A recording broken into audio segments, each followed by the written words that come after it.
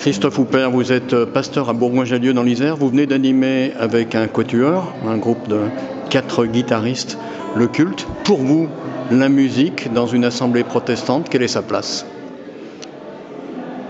Dans un culte, c'est la moitié du culte. C'est ce qui permet de se sentir accueilli, de se sentir bien.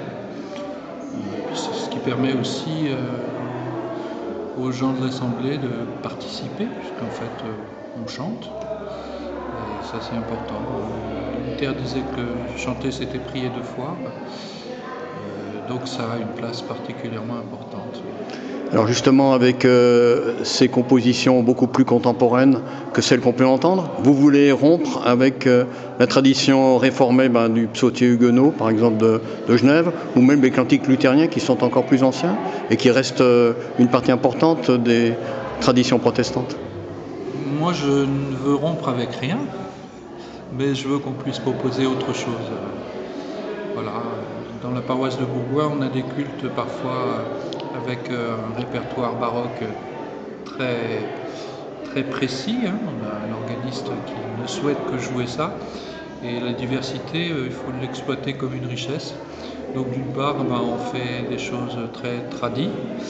Et puis d'autre part, on a aussi des propositions musicales beaucoup plus modernes. Et les deux se complètent très bien. Les deux trouvent leur public et même des fois, c'est le même public qui vient. Et tout le monde trouve son bonheur là-dedans. Donc je pense que c'est vraiment important de proposer des choses diverses et variées.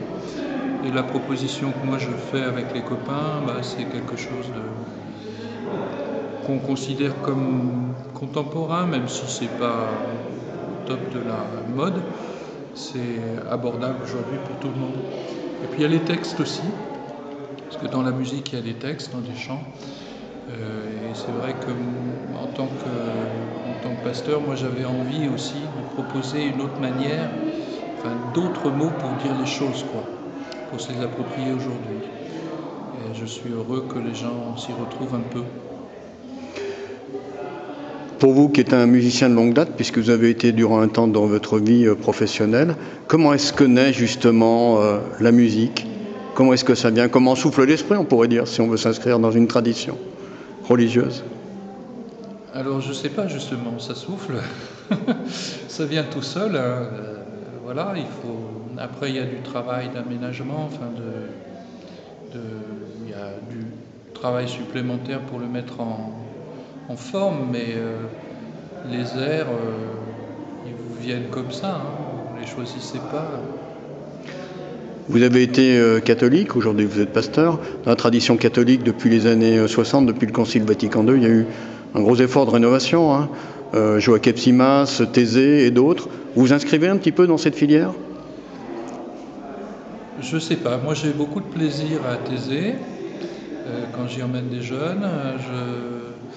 Joachim Simas, c'est plus mon enfance, je veux dire. Guy de Fatto, le jazz. Donc après, je pense que chacun essaye d'exprimer avec sa sensibilité des choses.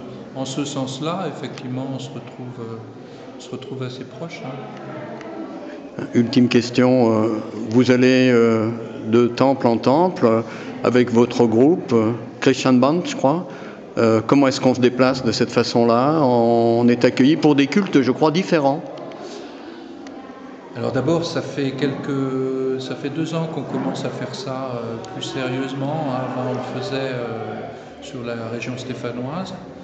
Et puis ensuite, le nom de Christian Buns, en fait, c'est parce qu'il n'y avait pas de nom et que c'est une pasteur qui a donné ce nom-là aux copains.